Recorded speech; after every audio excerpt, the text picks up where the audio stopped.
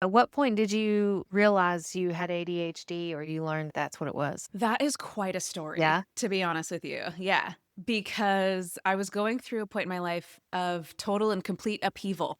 Mhm. And like up until that point, like so many of us high performing women, we can manage and mask our symptoms. We don't know what we're living with. We think that we're just faking it till we make it, assuming everybody else is doing the same. Mhm. And it was generally fine. And then some things happened in my family, my between my parents and my internal family, and everything started to fall apart, which, is incredibly stressful. So Yes. as the stress increased, the balls started falling, the insecurities started piling up, the guilt and shame started overwhelming, and I just needed help. And so for the first time as an adult, I started talking to somebody about everything that was going on. And I think also I might have ADHD because these things that I read about when I'm working with my own patients, because I was seeing patients as a Yes. therapist, might explain some of what I'm experiencing. And I'll never forget, she said, "Oh, yeah, I can tell just by talking with you that you probably do, Oh, but we'll do an evaluation." So it went from there. okay. Wow. So it really reached a point where it felt like things were too overwhelming and you just needed help. And you're trying to figure out what's going on amidst like a family crisis. Yeah. And what Yeah. can I do about it? Mm. Like, you have to keep on keeping on. Oh, so true. So what can you do? And honestly, that's one of the hardest parts about being a therapist because whenever you're going through life and life is sucking, like Hmm. doing therapy with people, you really have to get yourself in the mental headspace, like to zone in. Now, I mean, sometimes it's a good break from life, but when you're in the storms and the throes of life, Hmm. man, that's hard. Yeah. I know. I like to tell people that there's some gratification and, like, of course, satisfaction in being able to help you when there's so much chaos all around. Like, it's a mutual win. And it reminds us in our own life, too, that, okay, things will pass. Somebody cares about what I'm going through. And there are things we can do. Totally. Yeah. So, Hannah, you and I are partnering together to do an ADHD masterclass. So excited. I know.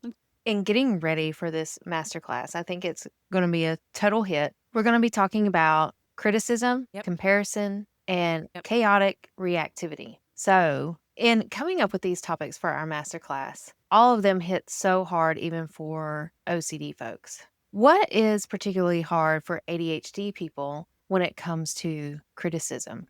Another huge, wonderful question. I think there's so many parts to it, right? Because there's nature, there's our biology, Mhm. and how our brains, specifically being neurodiverse, are responding to difficult emotional information, Mhm. right? Criticism, feedback. And then there's the nurture part. There's all your social experiences to date. You've learned to get an idea of what you think people think about you, what you've been told people think, what their expectations of you Yeah. are, what you've been conditioned to expect is expected of you in the world, Mhm. right? For high performing women. So a lot of times we end up talking a lot about how the socialization of being in that community of high performing women sets you up for expectations that drive a lot of feedback, and you feel like you're trying to show up and do your best, and you hope that translates and is received well. And so, whether it's perceived as criticism or is meant as criticism, it hits us really hard because we care,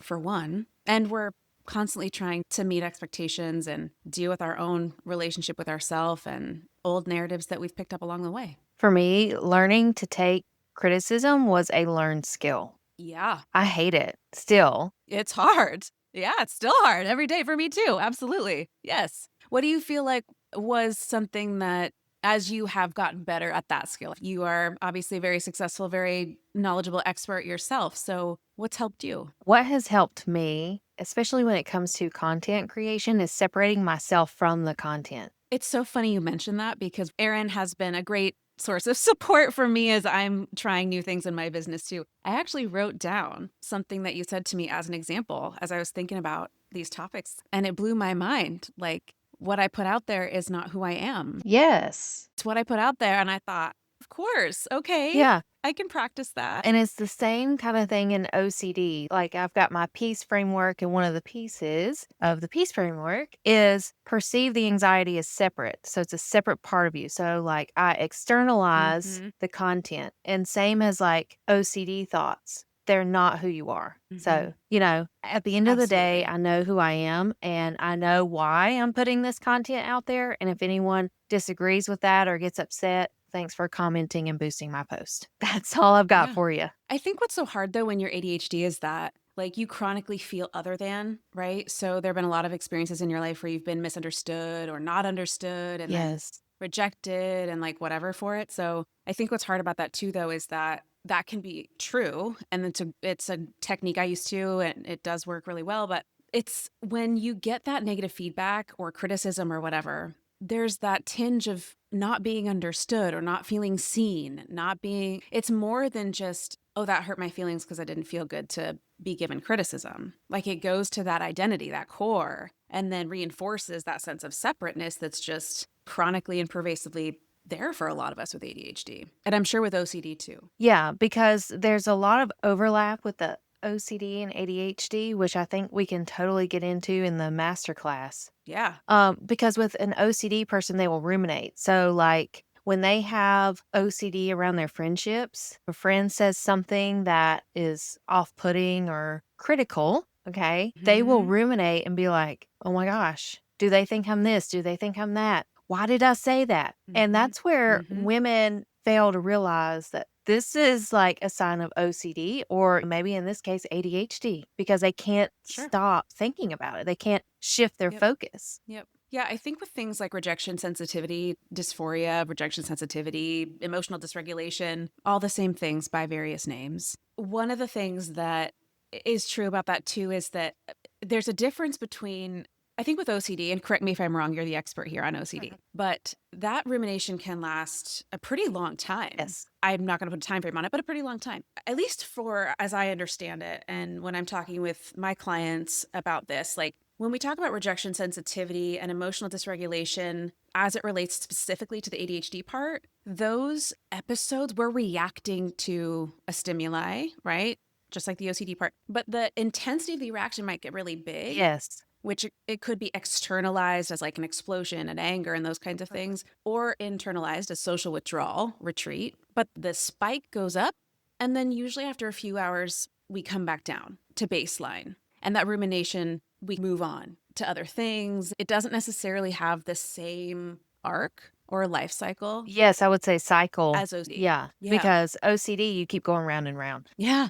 Yeah. So fun. Yeah. But I'm going through a situation with, I guess, some critical feedback, we could say. And the initial sting of getting this feedback, it was like, whoa, where is this coming from? And I Mm, think we can all relate to that because you feel like you're doing sure. a great job, especially if you're an overachiever because you've thought about the 100 million angles and scenarios. Yeah. So to get critical feedback, it can be shocking and alarming. And what has also helped me in taking criticism is to like reflect what's going on for them, Totally. what's in it for them. Because I'm sure you could agree, like 99% of the time, it has nothing to do with us. It's so funny that you say this because literally right before we jumped on to talk with each other today, my last client, she's an MD, and we were talking about her job and a difficult for her supervisor, right? We've worked together for many years. She's had lots of wins around this rejection sensitivity type stuff. And so now she's to a point where she can come to session and say like, okay, here's what I think is going on for him. I think he's just not good with people skills. And it's not that he's not an amazing provider himself who can impart a lot of wisdom and support me. Not great with people skills. He gave me this feedback. And then through our work this morning, we got to the realization that like I filled in all of those blanks for myself of what that meant, right? What did he mean by that? Right. So my narrative was what he really meant was I can't ask for help. I have to do this all by myself. When that's not what he said. So another way of interpreting what he said that was actually closer to specifically what was said was you can trust yourself. Bingo. Completely different narrative. One's empowering, one's very disempowering. So true. Yeah. And Right. that's such a good point because the stories we tell ourselves can make or break us. Go 100%. Yeah, I'm sure for an ADHD person, it's really hard to rein in the stories if you get going. Yeah, if you look at the, literature, as they say, around rejection sensitivity and emotional dysregulation, the reaction that we have is in direct proportion to our perception. So it's like the intention of what happened in the encounter between you and another person or the situation that's triggering you in whatever way. The intention isn't taken into account in my reaction necessarily. Mhm. The reaction that I'm having is in direct proportion to my perception. Yes. So if I'm having a huge reaction to something, I really want to pay attention to what is that narrative that is driving the perception that I'm having about this situation? And where have I seen myself have that same narrative show up before? Is this something that I experience a lot? Is this something that I tell myself a lot?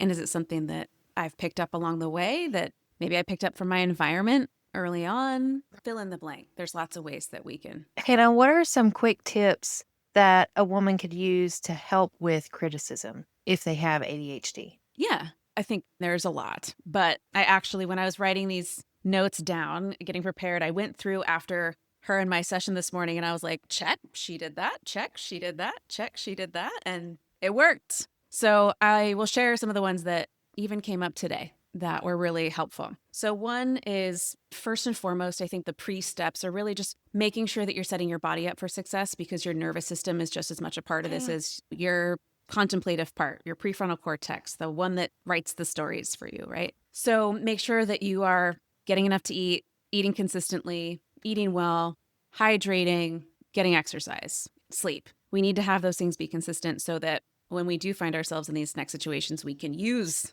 the skills I'm about to give you. Yes. Otherwise, they're not as helpful, right? So the first is educate yourself, learn about this stuff for one, so that then you can inform your community.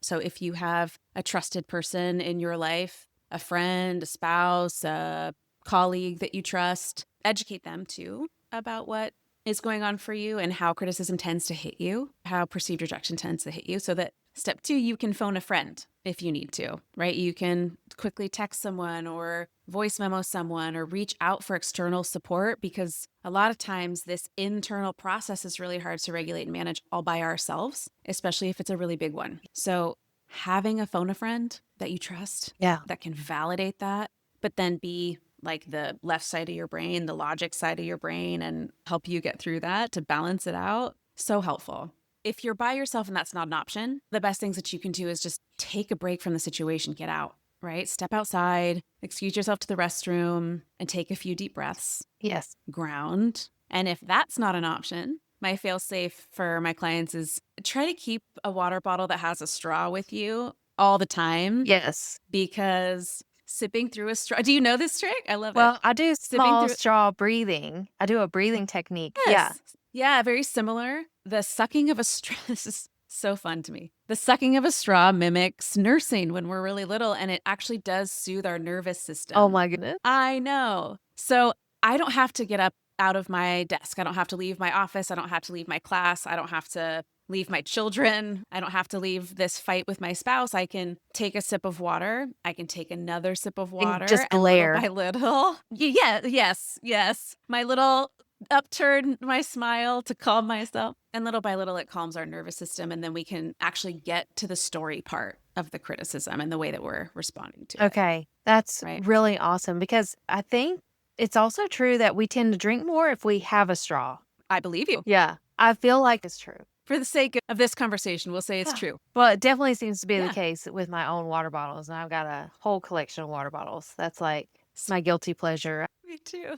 I'm not allowed to buy any more water I bottles. know. I will have 3 out at one time. And they're different. Yes. Different things, different flavors. Yeah, like different liquids. Yes, I know. Me too. Yeah. Totally. Hannah, this was a lot of fun. We're going to be doing a lot more tips and tricks and deep dives into just the emotional responses we can give as high achieving women if we're dealing with OCD or ADHD. More specifically, we're going to be talking further in depth about criticism, the comparisonitis, and that chaotic reactivity or rejection sensitivity, as you call it, which I think it's going to Yeah. be so helpful for many because this is not something that's Yeah. often talked about. You know, you don't get a lot of support specifically on rejection sensitivity. Well, yeah. I mean, it's not even in the DSM. So if you go and you get help for ADHD, for one, even that stuff's not geared toward adults. It's geared toward kids, for one. But for two, it's not even part of our criteria that we're trained to look for in ADHD classically. We're getting more aware of it now, but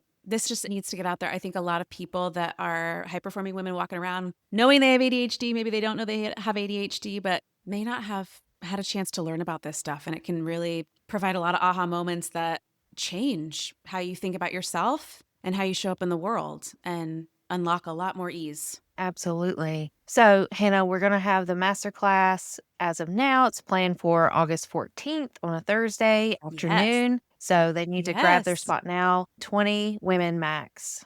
Sounds That great. way, keep it to a good Q&A and Yep. I think it's great. Yeah. fits a wait list. We'll do it again. And Hannah, where can the listeners find you if they want more ADHD support? Yeah. So you can find me on Psychology Today, Hannah Allen, mindfulness, life, and ADHD coaching. Or you can go to my website, and that's allentherapeutics.com. Wonderful. Thank you. Yeah, Erin, thanks for having me. This was great.